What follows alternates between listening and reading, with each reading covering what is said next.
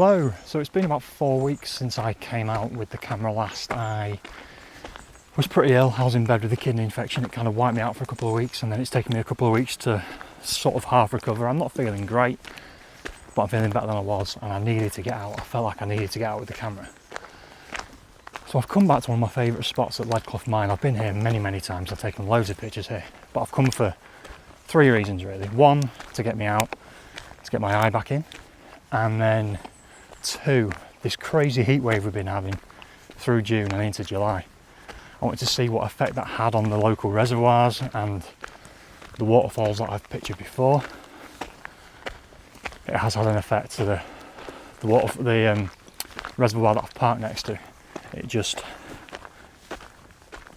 never seen it like that. It's so dry, and the river that feeds it, I've just walked past two people exploring the riverbed, so it's super dry. Thirdly, you've probably heard on the national news that Winter Hill set on fire, and then it conjoined with another fire to create a massive fire, and they're struggling to put it out. Basically, I've stayed away from it. I think today is the 7th day it's been burning for. The fire and news people have told people to stay away.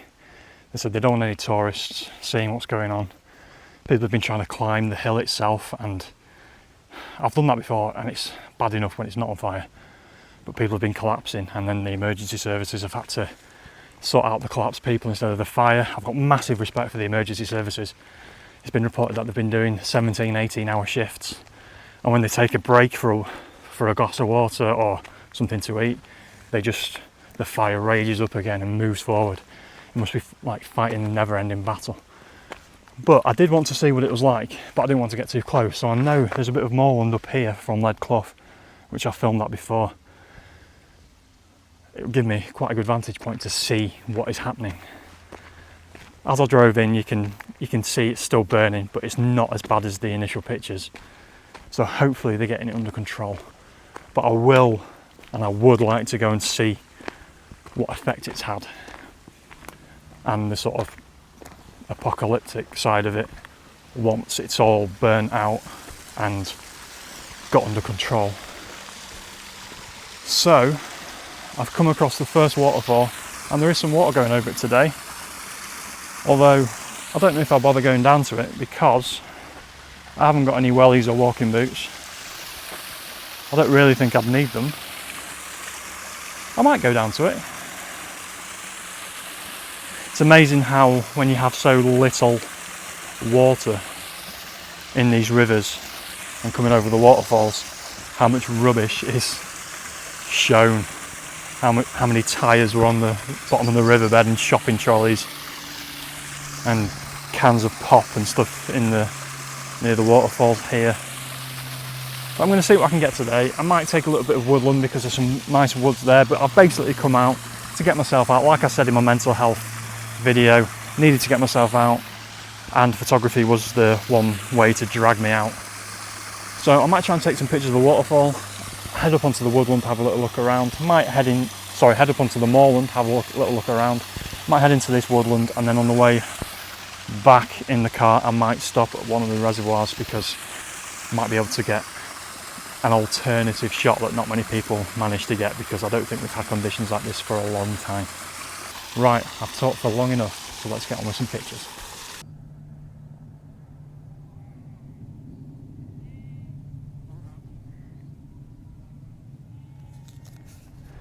Okay, so I've come up to the bit of moorland where I can see Winter Hill from here.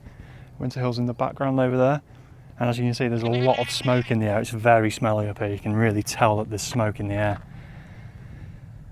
I can't really get a decent shot of it because of that smoke. I can see the masts and the TV mast and the TV aerial tower thing from here, which probably the other day I couldn't have done. So hopefully they're getting it under control. Although I can still see some areas of the moorland which are smoking and smouldering and appear to still be on fire. I think from here as well I can see a few people standing on the hill. If I had a really long lens, I think it would be a lovely shot, but I'm quite happy to just stand here. take it in, realise how much of an effect it's had on this area. And the other thing is that apparently it was started on purpose, and since then there's been other areas. There's a place called Healy Nab, which I kind of drive past. It's quite close to the motorway, to the M65 or whatever it is that goes past Chorley, and someone was trying to start a fire there. People have also been apparently flying their drones up and trying to get shots of it. My drone is staying firmly in my bag today because they've put out a warning that they are using helicopters, and I've seen some footage of helicopters going to that Yarrow reservoir and then up onto Winter Hill to try and help douse the flames. So as I said, I just wanted to come and see what it was like. You can tell that it's going to take a while to come back, but hopefully it will come back, and hopefully once it's all over I'll be able to go on a walk up there. As I said before, it's a nightmare to get up there anyway. The walk is quite a bad one. It took me and Tim quite a while to get up there, but I would like to head up that road which they've closed off and maybe see what has happened and what the ground is like once all the firefighters have sorted it out and it's been left. There is a waterfall up that end of the road. There is a waterfall up that end as well. I hope that hasn't been, the land around that hasn't been affected too badly. But I'm just glad that no one's died, which is always a bonus. And I hope they catch the idiots who've started these fires on purpose. Right, I think that's enough from Winter Hill. As you can see over there, hopefully getting it under control. So I'm going to head back down towards these waterfalls and see what I can get.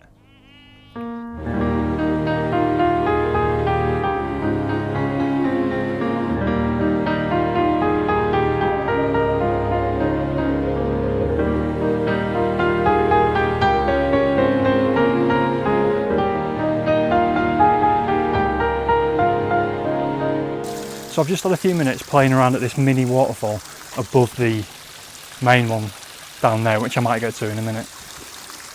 There's a hell of a lot of sunshine coming on. The sun's really high in the sky and it's just pounding down on this and down on me, and I'm starting to get sweaty and I'm having to rehydrate every few minutes. But this fall's just not working for me today at all. I've had the wide angle lens on and I put the polarizer on to try and cut a bit of the glare out and take the sunshine off this little pool here, and it's just not worked. So the composition is just not working for me. I think this one's better when there's more flow coming over. So what I've done instead, I've put my zoom lens on, which is very, very hot, and just down in front of you on one of the rocks there is I just noticed a green leaf, just a solitary green leaf all by itself, and I've got maybe one, maybe two half decent shots of it.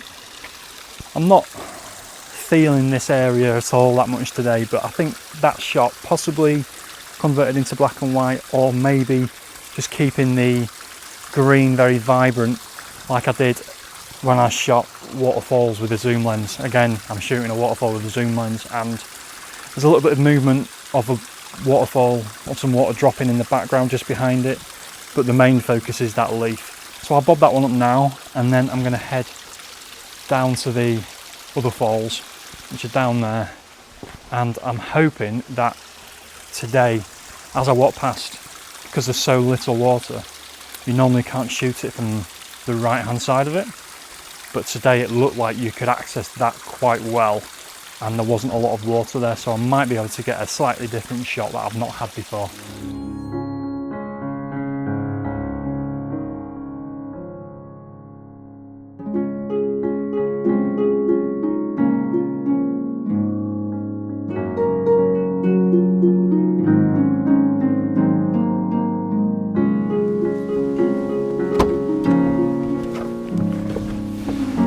Right, so I've got back into the safety of the car.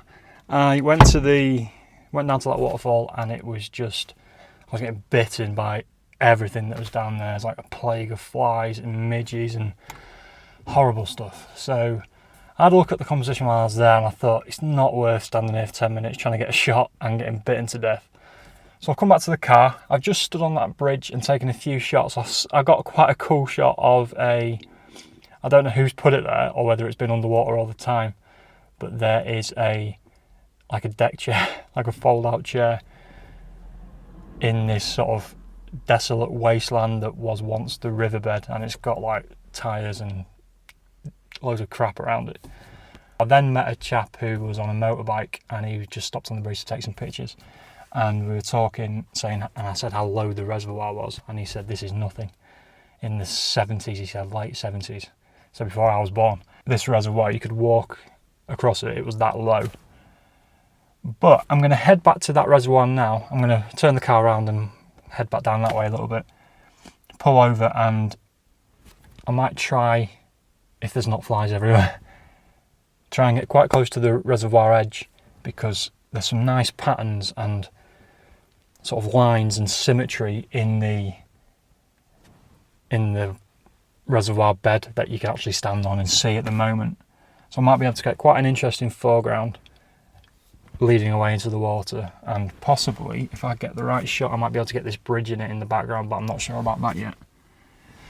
So yeah, I've got one shot that I'm happy with, half happy with, but like I said before, it's about getting out and enjoying yourself and getting some fresh air and meeting people that you wouldn't necessarily meet. So that's what I've done this morning. I'm going to head to that reservoir now.